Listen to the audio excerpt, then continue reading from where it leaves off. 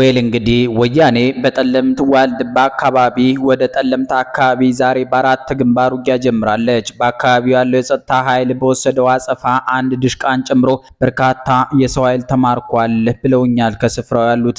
ነገር ግን በተጨማሪ በሚከተሉት ቦታዎች ውጊያ እየጀመሩ ወይም እየተዘጋጁ ይገኛል። ሐምሾ ምድር፣ ተከዜና ፍርፍራ መደማመር፣ በዛና በኩል ፊት ምጭራ እና በደርባ አባይ በኩል ማይተክሊት አፍንጫ ኤፍሬም በተባሉ ቦታዎች ወረራ አድርገው ለመያዝ ያለመ ዝግጅትና አሰላለፍ አድርገዋል። በአራቱ የጠለምት አካባቢ ሙሉ ዝግጅት የተደረገው ዛሬ ጥር 18 ቀን 2018 ዓ.ም ጠዋት ነው። ለማንኛውም እንደ ከዚህ በፊቱ በንቃት እንከታተል። ከሰሞኑ የፋኖ አንድነትን ተከትሎ ራሳቸውን የቲዲኤፍ ደጋፊ ያደረጉ ሁሉ በቲክቶክ ርች ሲተኩሱ ሲጨፍሩ ነበር። የሆነው ሆኖ የጎንደርን ፋኖ ከዚህ ወያኔ ተላላኪ ስብስብ መንጭቆ ማውጣት ይገባል። ደግሞም ይወጣል። አሁን ውጊያ የከፈቱት የአማራ ፋኖን በእጃችን አስገብተናል ብለው ስላሰቡ ነው። ዜናውም ሆነ አጠቃላይ ድምዳሜው ያያሌው መንበር ነው። በዚሁ ወደ ቢቢሲ አማርኛ ጽሑፍ ዘልቀናል። የፋኖ ኃይሎች በአንድ ድርጅት ስር መሆን ድርድርን ያቀርባል ወይስ ውጊያን ያጠናክራል የሚል ጥያቄ ያለው ርዕስ ይዞ ወጥቷል። ይቀጥላል። ከ2 ዓመት ለተሻገረ ጊዜ በበርካታ የተለያዩ እዞች ስር ሆነው ከመንግስት ጋር ሲዋጉ የቆዩት የፋኖ ኃይሎች በመጨረሻም ወደ አንድ ድርጅት የመጡ ይመስላል። በዘመነ ካሴ የሚመራው አማራ ፋኖ ብሔራዊ ኃይል አፋብኃና በእስክንድር ነጋ የሚመራው የአማራ ፋኖ ህዝባዊ ድርጅት አፋሕድ ራሳቸውን አክስመው አንድ ታጣቂ ድርጅት መፍጠራቸውን ይፋ አድርገዋል። የአማራ ፋኖ ብሔራዊ ንቅናቄ አፋብን የሚል ስያሜ የያዘው አዲሱ ድርጅት የመጨረሻዎቹ የፋኖ ኃይሎች ተዋህደው የፈጠሩት እንደሆነ የድርጅቱ የህዝብ ግንኙነት መምሪያ ኃላፊ ሆነው የተመደቡት አስረስ ማረ ለቢቢሲ ተናግረዋል። የፋኖ ኃይሎች አዲስ ድርጅት መመስረታቸውን ይፋ ያደረጉት ለበርካቶች ሞትና በሚሊዮኖች ለሚቆጠሩ ህጻናት ከትምህርት ውጭ መሆን ምክንያት የሆነው የአማራ ክልል ግጭት ወደ 3ኛ ዓመቱ እያመራ ባለበት ጊዜ ነው። እንደ ካፒቴን ማስረሻ ሰጤ፣ ኮሎኔል ፋንታው መሐባውና ኢያሱ አባተ ያሉ የአማራ ፋኖ ህዝባዊ ድርጅት አመራሮችም የትጥቅ ትግልን በመተው ከመንግስት ጋር ስምምነት የፈጸሙትን በዚሁ ሰሞን ነው። መንግስት የሰላም ንግግርን በተመለከተ በተለይም ለዓለም አቀፉ ማህበረሰብ አባላት በሚሰጣቸው ማብራሪያዎች ላይ የፋኖ ኃይሎች የተበታተነ እዝ ስር መሆን እንደ አንድ እንቅፋት ሲጠቀስ ቆይቷል። አሁን የፋኖ ኃይሎች የአንድ ድርጅት ምስረታ በመንግስት በኩል ሲነሳ የቆየውን አንድ ተግዳሮት የሚያስወግድ ይመስላል። በእርግጥ ግን የፋኖ ኃይሎች ወደ አንድ መምጣት የሰላም ንግግርን ያቀርባል ወይስ የተገዳዳሪነት ስሜትን በማጠናከር ድርድር እንዲገፋ ያደርጋል? የዶክትሬት ዲግሪያቸውን በሰላምና ደህንነት ላይ የሰሩት ዶክተር ዳንኤል ስማቸው የተቀየረ የፋኖ ኃይሎች እንቅስቃሴና አወቃቀርን በተመለከተ የተለያዩ ጽሑፎችን አሳትመዋል። የፋኖ ኃይሎች ትጥቅ ትግል የተለያዩ ቡድኖች የአማራ ጥያቄ ነው ብለው የሚያስቡትን ይዘው ከታች የተነሱበት እንቅስቃሴ እንደሆነ ያስረዳሉ። በዚህ ምክንያት በየቦታው በጣም ብዙ የተለያዩ ቡድኖች እንደነበሩ የሚገልጹት ተመራማሪው የታጣቂዎቹ የአመራር መስመር ማዕከላዊ ይዘት የሌለው እንዲሁም ያልተማከለ እንደነበር አብራርተዋል። አትርሳው ነጮና ያሬድ ደበበ የተባሉ አጥኚዎች የካቲት 2016 ዓ.ም ባሳተሙት አንድ ጽሑፍ በክልሉ 9 የተለያዩ የፋኖ ቡድኖች እንደሚንቀሳቀሱ አመልክተው ነበር። የእነዚህ ኃይሎች የእርስ በርስ ግንኙነት የላላ እንደሆነ እንዲሁም አብዛኞቹ አነስተኛና ራሳቸውን ችለው የሚንቀሳቀሱ እንደሆኑ ጽፈዋል። ይህን ሐሳብ የሚጋሩት ዶክተር ዳንኤል የአማራ ጥያቄ በሚሉት ላይ ላይለያዩ ይችላሉ፣ ነገር ግን በአካሄዱ በምን መንገድ ማስፈጸም እንችላለን፣ ምን አይነት የፖለቲካና ወታደራዊ ስትራቴጂ ይዘን ነው የምንሄደው የሚለው ላይ ይለያያሉ ሲሉ በወቅቱ ስለነበራቸው ልዩነቶች ያስረዳሉ። ይህንን አይነቱን ቅርጽ የያዘ ትግል የአማጽያን እንቅስቃሴ አንድ መገለጫ እንደሆነ የሚያነሱት ዶክተር ዳንኤል በንድፈ ሐሳብ ደረጃ የራሱ ጥቅሞች እንዳሉትም ይገልጻሉ። ያልተማከለ በሆነ የሰንሰለቱ የላላ በሆነ ቁጥር በማንኛው ሰዓት ያለማንም የበላይ ትዕዛዝ የራሳቸውን ወታደራዊ ኦፕሬሽን መስራት ይችላሉ። በመንግስት ኢላማ የመደረግ እድላቸውን በጣም ይቀንሳል፣ ምክንያቱም ብዙ ቦታዎች ላይ ነው ያሉት በማለት ያብራራሉ። በተቃራኒው ግን ይህ አካሄድ አንድ አለመሆን እንደሚያስከትል ያነሳሉ። እንደ ዶክተር ዳንኤል ገለጻ ቡድኖቹ አንድነት ከሌላቸው በድርድር የሚመጣ የሰላም መፍትሄን ለማስፈጸም በጣም ከባድ ይሆናል። ፍላጎቶቻቸውና ጥቅሞቻቸው በግልጽ የተብራሩ እንዳይሆኑ እንደሚያደርግም ያክላሉ። ይህም ቀውስ እንዲበዛ እንዲሁም እንቅስቃሴው እንዲጠለፍ ምክንያት እንደሚሆን አስረድተዋል። የፋኖ ኃይሎች የተበታተነ እዛቸውን በአንድ መዋቅር ስር ለማድረግ በተለያዩ ጊዜያት ድርድሮችን ማካሄዳቸውን ሲገልጹ ቆይተዋል። እነዚህ ሂደቶች የተሳኩባቸው አጋጣሚዎች ቢኖሩም ረጅም ጊዜያት የወሰዱ ድርድሮች ሲከሽፉም ተስተውሏል። የፋኖ ኃይሎች በመካከላቸው ያለው ልዩነት ሰፍቶ በደም የሚፈላለጉና እርስ በርስ እየተዋጉ ሆነው እንደነበር ዶክተር ዳንኤል ያስታውሳሉ። ባንታየው ሽፈራውና ጆን አሺያማ የተባሉ አጥኚዎች የፋኖ ኃይሎች አንድነትና ክፍፍልን በተመለከተ ባለፈው ዓመት መጨረሻ ባሳተሙት መጣጥፍ ቡድኖቹ የርዕዮተ ዓለምና የፖለቲካ ግብ ልዩነት እንዳላቸው ጽፏል። በእስክንድር ነጋ የሚመራው አፋሕድ የአማራ ማንነት ከኢትዮጵያዊነት ጋር የተጣበቀ በመሆኑ አማራዎች ራሳቸውን ከኢትዮጵያ ነጥለው መመልከት እንደሌለባቸው እንደሚሞግት አስፍረዋል። በተቃራኒ ወገን ያሉት ኃይሎች ምልከታ ደግሞ ጥልቅ መሰረቱን የጣለው በአማራ ብሔር ማንነት ላይ እንደሆነ ጸሐፊዎቹ ጠቁመዋል። ይህ አመለካከት የአማራ ብሔርተኝነትን እንደ ኢትዮጵያዊነትን መልሶ መገንቢያ መንገድ አድርጎ ከማየት ይልቅ ለአማራ ህልውናና ጥቅም ቅድሚያ የሚሰጥ ነው ሲሉ ልዩነቱን አብራርተዋል። ዶክተር ዳንኤል የአማራነት ወይስ ኢትዮጵያዊነት ይቅደም የሚል ክርክር አንዱ የክፍፍል ምንጭ እንደነበር ቢያምኑበትም ከዚህ በላይ ግን አውራጃዊነት ዋነኛ ተግዳሮት ነው ይላሉ። ይህ ጉዳይ የእዝ መዋቅሩን ማን መምራት አለበት በሚለው ላይ የሚንጸባረቅ እንደነበር በማንሳት ይከራከራሉ። ከዚህም ባሻገር በውጭ ሀገር በሚገኙ ዲያስፖራዎችና የዲያስፖራ ሚዲያዎች መካከል ያለው የአቋም ልዩነት አንድ እንዳይሆኑ ትልቅ አስተዋጽኦ አድርጓል ሲሉ ተጨማሪ የሚሉትን ምክንያት ጠቅሰዋል። የአዲሱ ድርጅት የህዝብ ግንኙነት መምሪያ ኃላፊ የሆኑት አስረስ ማረም በምክንያትነት የሚያነሱት ይህንኑ ጉዳይ ነው። ከውስጥ ከውጭም ጣልቃ ገብነቶች ነበሩ የሚሉት አስረስ በተለይ የመደራጀት ሚናውን መሬት ላይ ላለው ኃይል ለመሪው ያለመተው ይልቁንም በርቀት ሆኖ የመወሰን ፍላጎቶች ነበሩ ሲሉ ለቢቢሲ ተናግረዋል። የራስ ጉዳይን በራስ በመወሰን ረገድ የነበረ ክፍተትንም ከዚህ ጋር የተያያዘ ሌላ ምክንያት አድርገው ጠቅሰዋል። የአማራ ፋኖ ብሔራዊ ንቅናቄ የሁለት ድርጅቶች ውህደት መሆኑን የሚያነሱት አስረስ የተፈጠረው ድርጅት ጥምረት፣ ግንባር ወይም ትብብር ሳይሆን ሙሉ በሙሉ ውህድ ድርጅት ነው በማለት ያስረግጣሉ። አሁን ባለንበት ሰዓት ከአማራ ፋኖ ብሔራዊ ንቅናቄ ውጭ የሆነ አንድም ጠመንጃ የያዘ አካል አይደለም። በቡድን ደረጃ በግለሰብ ደረጃ የለም። ሁሉንም ያቀፈ ሁሉንም የፋኖ ኃይሎች ያካተተ ድርጅት ነው የተመሰረተው ሲሉም ይሞግታሉ። የድርጅቱ መዋቅር ሲወሰን ፖለቲካዊና ወታደራዊ ክንፉን የተለያየ ከማድረግ ይልቅ ሁለቱንም በአንድ ማዕቀፍ ስር የሚመራበት አካሄድ እንደተመረጠ አስረድተዋል። ሊቀመንበሩ የአጠቃላይ ፖለቲካውም የወታደራዊ አመራሩም የመጨረሻ ትዕዛዝ ሰጭ ነው ብለዋል። አስረስ እንደሚናገሩት የሊቀመንበሩን ስልጣን ፖሊት ቢሮና ምክትል ሊቃነ መናብርት የሚጋሩት እንዲሆን ተደርጓል። የሚመራውም በአንድ ሊቀመንበርና በአንድ አስፈጻሚ ኮሚቴ እንደሆነም አክሏል። በድርጅቱ መተዳደሪያ ደንብ መሰረት ሊቀመንበሩን ጨምሮ ሁሉም የሥራ አስፈጻሚ በየዓመቱ የመተማመኛ ድምጽ እንደሚሰጥበት ገልጸዋል።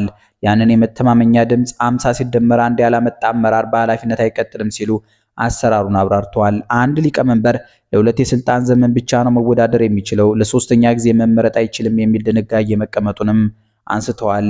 አስረስ እንደሚናገሩት የድርጅቱ አመራሮችን የመምረጥ ሂደት ሰፊ ንግግር የተደረገበትና ረዘም ያለ ጊዜ የወሰደ ነው። ከሁለቱ ድርጅቶች ማን ከየትኛው ሊቀመንበርነቱን ቦታ የያዝ፣ ማን ምክትል ሊቀመንበር ይሁን፣ ማን ወታደራዊ አዛዥ ይሁን የሚሉትን እንዳነጋገሩ አልሸሸጉም። ዋና ዋና የሚባሉትን የአመራር ቦታዎች የወሰኑት የተለያዩ መንገዶችን በመጠቀም እንደሆነ አስረድተዋል። በአመራሮች መረጣ ወቅት ግንዛቤ ውስጥ ገብተዋል ከተባሉት መስፈርቶች መካከል ግለሰባዊ አቅም፣ የውክልና ጉዳይ እንዲሁም በሰራዊቱ ውስጥ ያለ ቅቡልነት የሚሉት ይገኙበታል። በሁለቱ ድርጅቶች ድርድር ውስጥ ክርክር ተደርጎበታል የተባለው ሌላኛው ጉዳይ ርዕዮተ ዓለምን የሚመለከት ነው። የአማራ ፋኖ ብሔራዊ ንቅናቄ መመስረት ይፋ በተደረገበት መግለጫ ላይ ድርጅቱ የሚመራው በአማራ ብሔርተኝነት ርዕዮተ ዓለም እንደሆነ ተገልጿል። አስረስ የአማራ ብሔርተኝነት ስንል በዘላቂነት የአማራ ማንነት ግንባታን መሰረት ያደረገ የፖለቲካ እንቅስቃሴ ማለት መሆኑን ይናገራሉ። ይህ ምልከታ የአማራ ሕዝብ መብትና ጥቅም ሲከበር፣ ፍላጎትና ራዕይ ተግባራዊ ሲደረግ የኢትዮጵያ ህልውና አብሮ ተግባራዊ የሚደረግ መሆኑን የሚያምን ነው ሲሉም አክለዋል። የአፋብን የህዝብ ግንኙነት መምሪያ ኃላፊው አስረስ አንድ ድርጅት መመስረቱ በፖለቲካም በወታደራዊም ረገድ ከፍተኛ ለውጥ ያመጣል ባይ ናቸው። የድርጅቱ መመስረት ጥቅሞች ብለው ከሚጠቅሷቸው ጉዳዮች አንዱ የፋኖ ኃይሎችን በተመለከተ ያለውን ምልከታ ይቀይራል የሚል ነው። በቀጠናው ያሉ ኃይሎችም ሆኑ በርቀት ያሉት ምዕራባውያን ሌላውም የሚመለከተው ጉዳይ አለኝ የሚል አካል ሁሉ ይህንን ትግል የሚያይበት መነጽር በፍጹም ይቀይራል ብለዋል። ዓለም አቀፉ ማህበረሰብ መንግስት የመሆን እድል ያለን መሆኑን፣ ትግሉን በማሸነፍ ጊዜ ለሀገር የሚታመን ኃላፊነት የሚወስድ አመራር ቡድን ያለው መሆኑን በሚገባ የሚያመላክት ነው ሲሉም አክለዋል። በታጣቂዎቹ ዘንድም አዲስ መነሳሳት ይፈጥራል፣ እንዲሁም ህዝቡ በትግሉ ላይ ያለውን እምነት ይጨምራል ሲሉም ተናግረዋል። የፋኖ ኃይሎች እንቅስቃሴ ላይ ጥናት ያደረጉት ዶክተር ዳንኤል ግን የአይነቱ ድምዳሜ ላይ ከመድረስ ይቆጠባሉ። አንድ ድርጅት መመስረቱ ትልቅ እርምጃ መሆኑን የሚያነሱት ተመራማሪው የኃይሎቹ ወደ አንድ መምጣት የግጭቱን አካሄድን ቢሆን ይቀይረዋል የሚል እምነት እንደሌላቸው ይናገራሉ። ወደፊት የሚፈጠረው እናያለን። አካሄዱን የሚቀይረው አይመስለኝም። ባለበት ነው ሊሄድ የሚችለው። ከዚህ በፊትም በወታደራዊ ኦፕሬሽን ላይ በጋራ ሆነው ዘመቻ እንደዚህ እያሉ ያከናውናሉ። አሁንም ቢሆን ከዚያ ውጭ ሊያደርጉ የሚችሉት ነገር ያለ አይመስለኝም ሲሉ ምልከታቸውን ያስረዳሉ። እንደዚህ አይነት የትጥቅ ትግሎች ውጤታማ ለመሆን ከአንድ ማዕከል ተነስቶ እየሰፋ የሚሄድ ቁጥጥር ሊኖረው እንደሚገባ የሚያነሱት ዶክተር ዳንኤል የፋኖ ኃይሎች ያሉት ግን በየገጠራማ ቦታው እንደሆነ በመጥቀስ ይከራከራሉ። አሁን የተዋሃዱት ቡድኖች የመጨረሻዎቹ የፋኖ ኃይሎች ናቸው የሚል እምነት እንደሌላቸውም ገልጸዋል። አሁንም ያልጠሩ ነገሮች እንዳሉ የሚናገሩት ተመራማሪው ሊያጋጥሟቸው የሚችሉ የተለያዩ ተግዳሮቶችንም ይዘረዝራሉ። ትልቅ ተግዳሮቶች ያለባቸው ምንድነው? የወንጀል ክፍሉ በጣም ከባድ ነው። በየመንገዱ ዝርፊያ አለ። በየጊዜው ሰው ይታገታል። መንገድ ላይ ቀረጥ ክፈል ይባላል። መኪና ይቃጠላል። መሬት ላይ ያለው ሕዝብ ተማሯል ሲሉ መልከታቸውን ተናግረዋል። በተጨማሪም በፋኖ ኃይሎች መካከል አለ የሚሉት አውራጃዊነትና የበላይነትን ለመያዝ የሚደረግ ሽሚያም በተግዳሮትነት ያነሳሉ። ያንን ማጥራት ከቻሉ በትክክልም ወደ አንድ ማዕከላዊ የሰንሰለት መምጣት የሚችሉ ከሆነ የአውራጃዊነት ግቡን ማፍረስ የሚችሉ ከሆነ ቢያንስ ግፊት አድርገው መንግስቱን ወደ ንግግር ውይይት ማምጣት የሚችሉ ይመስለኛል ብለዋል። የአፋብን የህዝብ ግንኙነት መምሪያ ኃላፊው አስረስ ማረ በበኩላቸው በተመራማሪው የሚነሳውን የአውራጃዊነት ክፍፍል አይቀበሉትም። ባለፉት 30 ወራት በተደረገው የትግል ሂደት ውስጥ አንድ ሰፈር ውስጥ እርስ በርስ በአደረጃጀቶች መካከል የተነሳ ቁርሾ ሊኖር ይችላል። ከአውራጃ ወደ አውራጃ ግን አንድም ጥይት ተተኩሶ አያውቅም፣ አንድም ግጭት ተነስቶ አያውቅም ሲሉ ተከላክለዋል። የድርጅትን መመስረት ይህንን የአውራጃዊነት የፖለቲካ እንቅስቃሴ እንዲደረግ ሲሰሩ የነበሩ ግለሰቦችን ያሳፈረና ያን አጀንዳ እየዘጋ ነው ብለን እናምናለን ሲሉም በአጽንኦት አንስተዋል። የምስራቅ አፍሪካ በይነ መንግስታት ድርጅት ኢጋድ የአፍሪካ ህብረትና የአውሮፓ ህብረት ልዑካን ካለፈው ዓመት ጥር አንስቶ በአማራ ክልል የሚንቀሳቀሱትን የፋኖ ኃይሎች ከመንግስት ጋር ለማደራደር እንቅስቃሴ ሲያደርጉ ቆይተዋል። የአማራ ፋኖ ህዝባዊ ድርጅትን ሲመሩ የነበሩት እስክንድር ነጋም ከተቋማቱ ልዑካን ጋር ንግግር መደረጉን ከዚህ ቀደም አረጋግጧል። እስክንድር የሚመሩትን ድርጅት አክስመው አዲሱን የአማራ ፋኖ ብሔራዊ ንቅናቄ መቀላቀላቸው ተገልጿል። ይህ ከመሆኑ አስቀድሞ ግን ቢያንስ 3 የአማራ ፋኖ ህዝባዊ ድርጅት አመራሮች የትጥቅ ትግልን በመተው ከመንግስት ጋር ስምምነት ፈጽመዋል። ስምምነቱን ከፈጸሙት አመራሮች አንዱ የሆኑትና የድርጅቱ ወታደራዊ አስተዳደር መምሪያ ኃላፊ እንደሆኑ የተገለጹት ኢያሱ አባተ የአማራ ፋኖ ህዝባዊ ድርጅት በፋኖ ትግል ውስጥ ብቸኛው የመጀመሪያውም ድርጅት ነው፣ ሁሉንም ፋኖ ወክለና ያለ ነው ሲሉ ተደምጧል።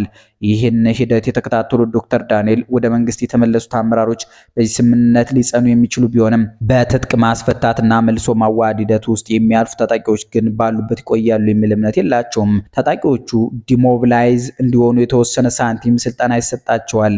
ያቺ ገንዘብ ስታልቅ ተመልሰው ወደ ጫካ ይሄዳሉ። ምክንያቱም ጫካ ውስጥ የበለጠ ገንዘብ ማግኘት ይችላሉ በማለት አስረድተዋል።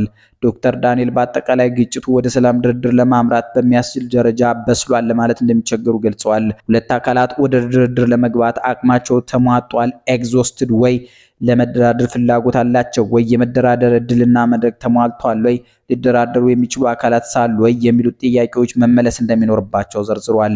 የትግራይ ጦርነትን በማሳየነት የሚጠቅሱት ተመራማሪው ጦርነቱ እስከ ደብረ ሲና እስከሚደርስ ባለው ጊዜ ውስጥ የተከፈለው ሰብአዊና ቁሳዊ ዋጋ የፌዴራል መንግስቱን አቅም እንዲሟጠጥ እንዳደረገ ይጠቅሳሉ። በትግራይ ኃይሎች በኩልም የመጨረሻው ምት እንደነበር አስታውሷል። በሁለቱም በኩል የነበረው መዳከም የዓለም አቀፉ ማህበረሰብ ካሳደረው ጫና ጋር ተዳምሮ ተፋላሚዎቹ ወደ ድርድር እንዲሄዱ ማድረጉን አብራርተዋል። የዚህኛው ግን በፋኖ በኩል እንደዚህ ማድረግ የሚችሉ አይመስለኝም። አሁንም አጥቅቶ መሸሽ፣ የደፈጣና ድንገተኛ ጥቃት የመፈጸም አንዳንድ ኢላማ ያላቸው ዘመቻዎችን የማድረግ ነገር ይኖራል። መደበኛ የሆነ ፊት ለፊት መንግስትን መዋጋት አይኖርም ይላሉ። ያካሄድ ለድርድር የሚያበቃ አስገዳጅ ሁኔታ የመፍጠር አቅሙ ዝቅተኛ መሆኑን ያነሳሉ። አዲሱ ድርጅት ጠንክሮ የሚመጣ ከሆነ ቦታዎች መያዝ፣ ጫና መፍጠር የሚችል ከሆነ ያኔ እንዲደራደር ማስገደድ ይቻላል ብለዋል። የዚህ አይነቱ መዋቅር የመጨረሻ ግብ ለድርድር የሚያበቃ ጫና መፍጠር መሆን አለበት የሚል አቋም እንዳላቸው ተናግሯል።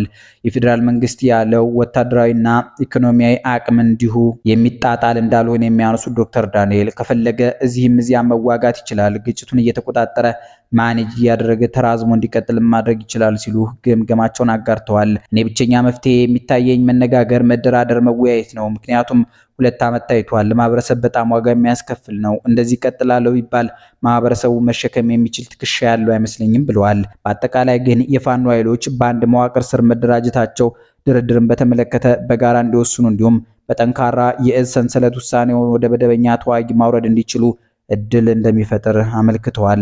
የአማራ ፋኖ ብሔራዊ ንቅናቄ ሰላም ንግግርና ድርድር በተመለከተ ምን አይነት አቋም እንዳለው የተጠየቁት የህዝብ ግንኙነት መምሪያ ኃላፊው አስረስ በበኩላቸው አንድ ድርጅት የፈጠረው ለድርድር ብለን አይደለም ለማሸነፍ ነው የሚል ምላሽ ሰጥተዋል።